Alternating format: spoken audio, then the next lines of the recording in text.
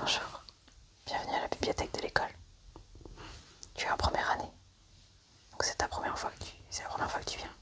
D'accord. On a plein de livres. Tu cherches quelque chose en particulier? Ah, tu cherches plusieurs choses. D'accord. Ah, dis-moi, quel genre de livre tu cherches? D'accord. Tu cherches un livre sur les dragons? Ok. On va voir si je vais t'en présenter. Et sur la divination aussi. D'accord. C'est très intéressant aussi. Tu veux aussi un livre sur les potions? Ok. Oui, je peux tout à fait t'en présenter. Je vais aller chercher quelques livres qui correspondent à ta demande et je te les présente, d'accord? Ok, donc je reviens. Je suis revenu avec les livres que tu m'as demandé. Je vais te les présenter, tu vas me dire si ça te plaît ou pas, d'accord? Donc, on va commencer par les dragons. Donc, j'ai trouvé celui-là. Donc, il est très bien fait, c'est un petit guide, il est assez facile à lire pour les débutants.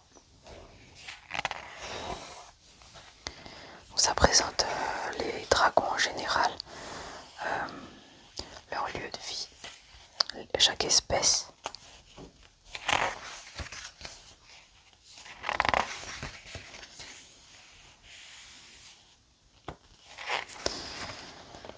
Donc ça couvre le monde entier, d'accord? Après, si tu veux une région géographique en particulier, tu me le dis, hein, je peux en trouver un autre. Donc voilà, ça te montre ce qu'ils mangent, ce qui les attire, comment leur aspect physique, leur taille aussi, leur poids, ce qu'ils mangent. Je crois que je t'avais déjà dit.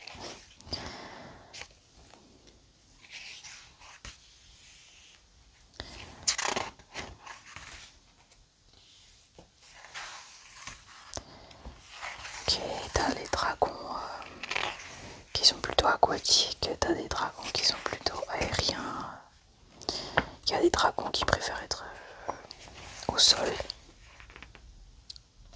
Oui, certains n'ont pas forcément d'ailes, contrairement à ce qu'on peut croire. Il y a l'endroit où tu peux les observer, à quelle heure. Certains sont plus nocturnes. Il y a aussi l'estimation de leur population. Certains sont très menacés à cause de la chasse des hommes. C'est marqué aussi si, comment ils se reproduisent, s'ils font plusieurs œufs ou un seul. Certains préfèrent faire des nids au sol, d'autres dans des grottes. Donc voilà, c'est très intéressant, c'est plutôt pas mal pour un débutant qui n'a jamais regardé de livres sur les dragons.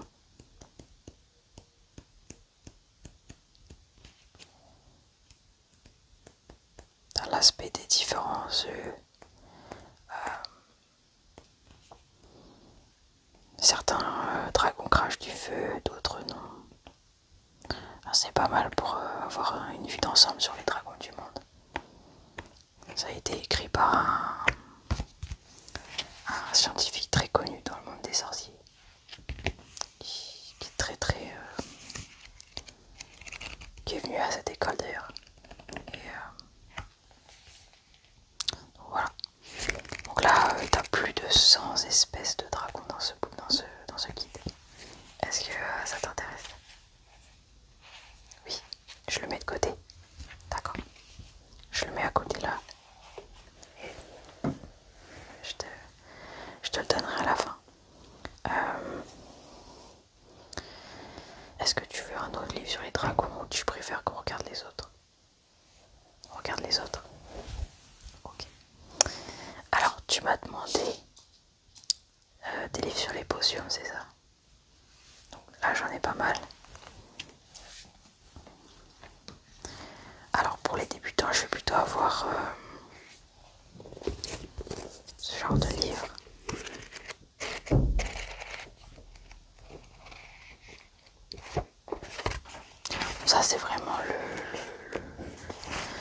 livre de base avec des recettes très très simples.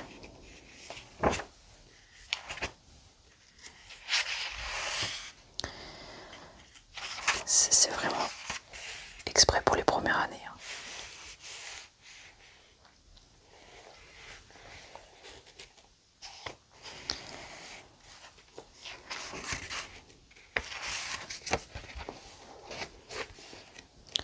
Tu peux les pratiquer sans problème, il n'y a pas de potions dangereuses dedans. C'est vraiment la base de la base.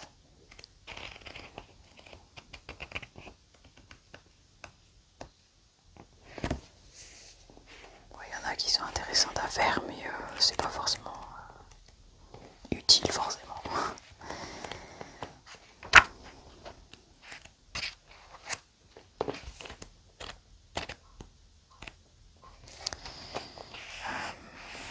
Voilà, il y a à peu près 50 recettes dans celui-là. Il y a évidemment l'historique de la recette à côté, avec le nom de celui qui l'a inventé. Il y a les ingrédients bien évidemment, toutes les étapes, combien de temps ça prend. Bon là c'est vraiment des potions simples, il n'y a pas beaucoup d'ingrédients dans chaque. Juste maximum, il doit y en avoir 5 ingrédients par potion. Là on est sur un guide vraiment très très débutant. Peut-être que ça ne t'intéresse pas. Je préférais un truc un peu plus complexe. D'accord. Ok. Je l'enlève de la liste alors. Je te montre un autre. Il est plus gros. C'est la suite du premier, mais du coup c'est un niveau plus élevé. Donc là ça va plutôt de... Ça peut couvrir jusqu'à la 4e année on va dire. Là il y a des potions un peu plus complexes, un peu plus difficiles. C'est pas forcément pour les faire, hein. Tu peux juste regarder ce qui existe, à quoi ça sert. Ça te permet d'en apprendre plus sur les ingrédients. Et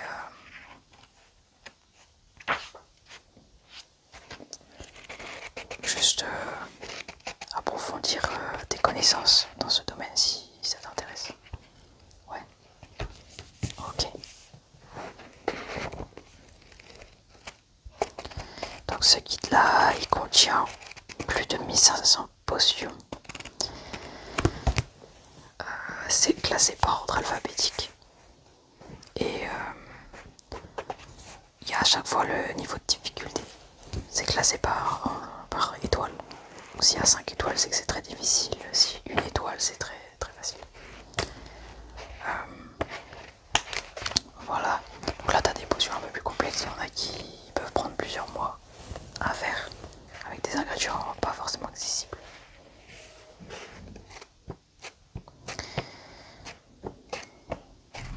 Donc ça peut être plutôt intéressant à lire. Tu peux en apprendre beaucoup sur le domaine des potions. Du coup, est-ce que ce guide t'intéresse? Oui, je le mets de côté. Okay. Alors ensuite, j'ai d'autres livres un peu plus spéciaux pour les potions. Sauf si tu ne veux pas... Ouais, tu veux bien. C'est une collection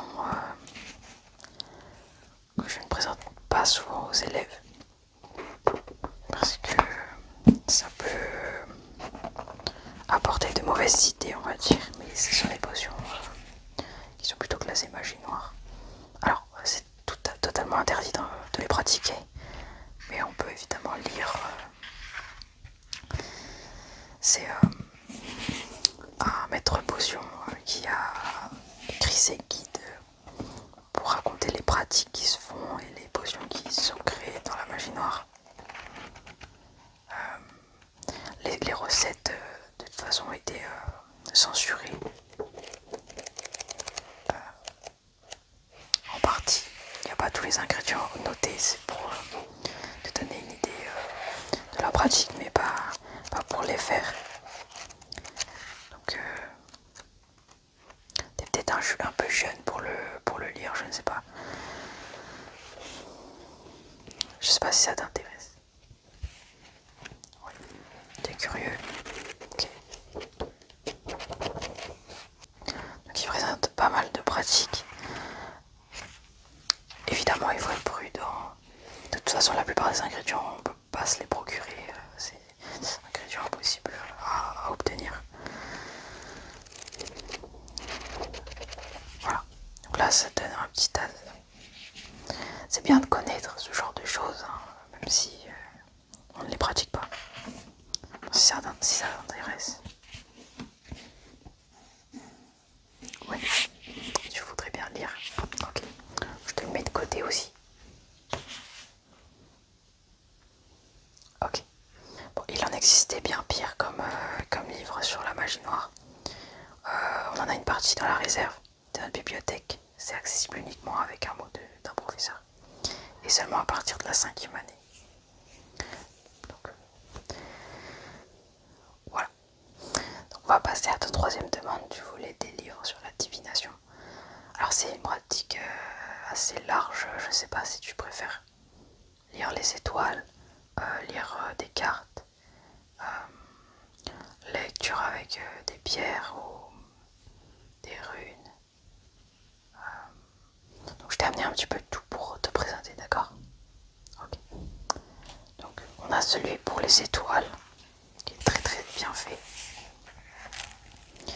Donc là tu as toutes les constellations,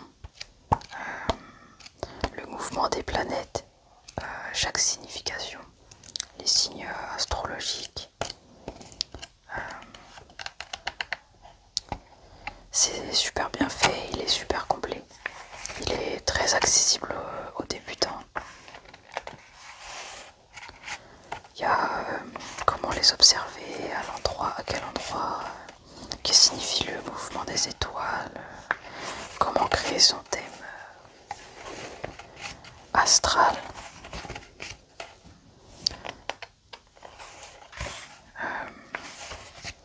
Voilà, t'as beaucoup de détails. Il y a toutes les constellations qui sont expliquées avec leur forme, les étoiles qui les composent, l'endroit où tu peux la voir, la taille. Voilà, t'as tout qui est expliqué.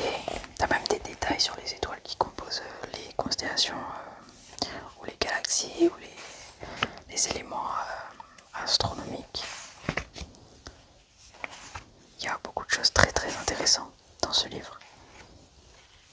Voilà, si t'es intéressé par ce genre de pratique.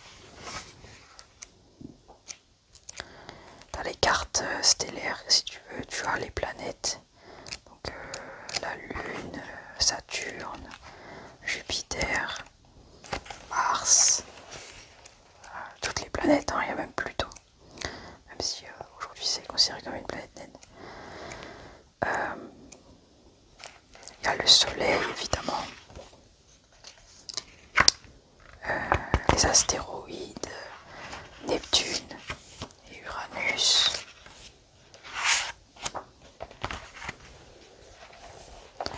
Tout le système solaire est expliqué. Tu as aussi les phénomènes astronomiques qui se déroulent chaque année avec les pluies d'étoiles filantes et ce genre de choses, avec leur signification dans la divination. Voilà, franchement, c'est super bien expliqué. Donc je te le conseillerais pour débuter sur la divination des étoiles, si ça t'intéresse.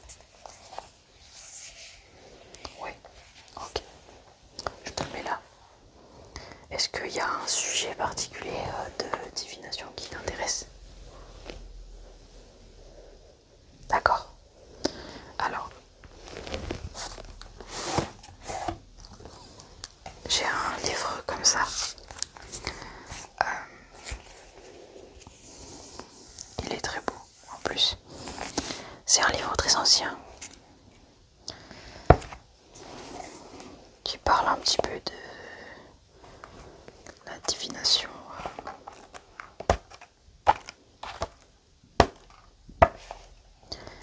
Des cartes.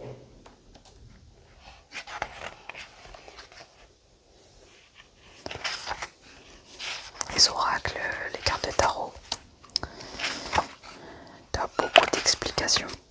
C'est vraiment très très bien fait. T'as chaque carte présentée, chaque carte a sa signification. Selon si elle est tirée à l'endroit, selon si elle est tirée à l'envers, les combinaisons de cartes. Il y a quelques exemples, pas toutes évidemment parce que ça ferait beaucoup.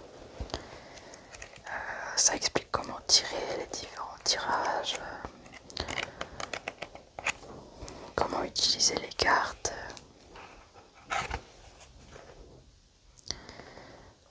Comment réaliser un bon tirage. Donc ce livre il est très complet pour ce genre de pratique. C'est très intéressant, il y a même l'histoire de la divination par les cartes. Il y a différents exemples de tirages selon les époques. Les sorciers aiment beaucoup utiliser ce genre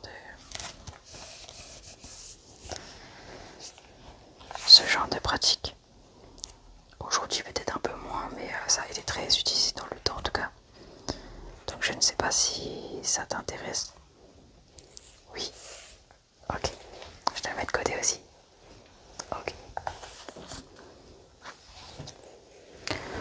Tu peux emprunter jusqu'à 10 livres à chaque fois. Mais il faut les rendre dans les 3 semaines, d'accord? 3 semaines maximum pour les lire. Parce que sinon après, ça... c'est trop long. Il faut que les autres puissent en profiter aussi. Ok. J'ai une dernière chose à te proposer.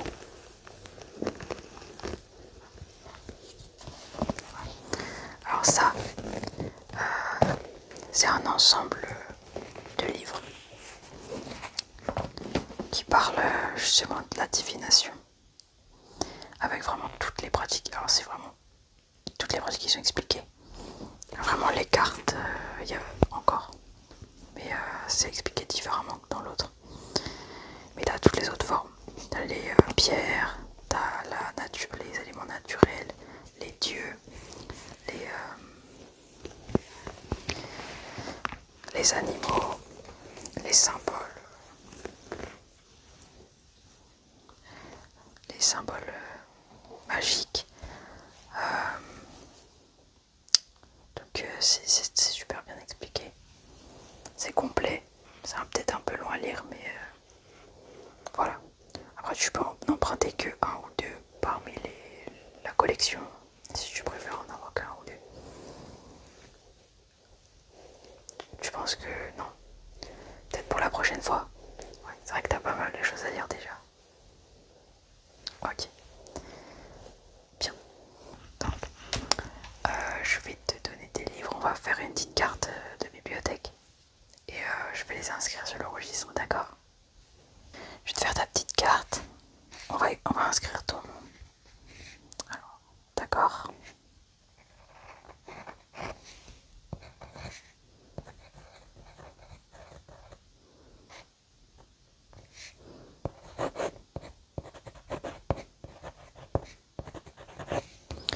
Parfait. Ton année, donc tu es en première année.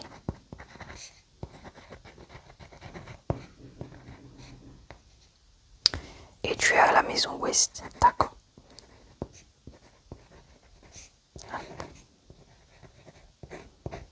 Voilà, je signe.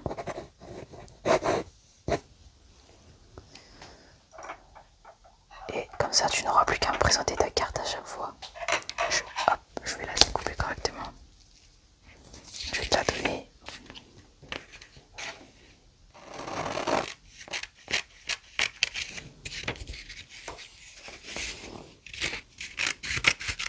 Bon, essaye de pas la perdre, hein, parce que beaucoup de monde, beaucoup d'élèves la perdent tout le temps. J'aime pas spécialement les refaire à chaque fois. Tiens, là voilà. Ok, je vais juste inscrire sur mon registre les livres que tu as pris. Donc,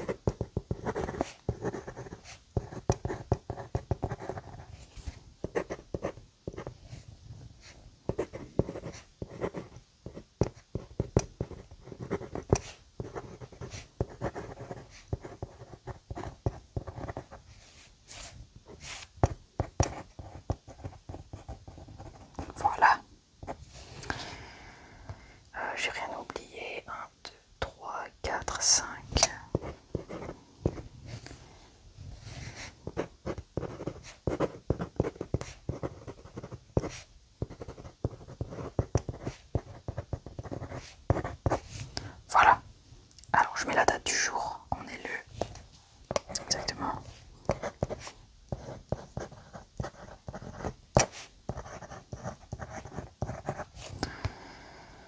Voilà, donc je note. Hein. Donc voilà, tu as 3 semaines pour les lire, ensuite il faut les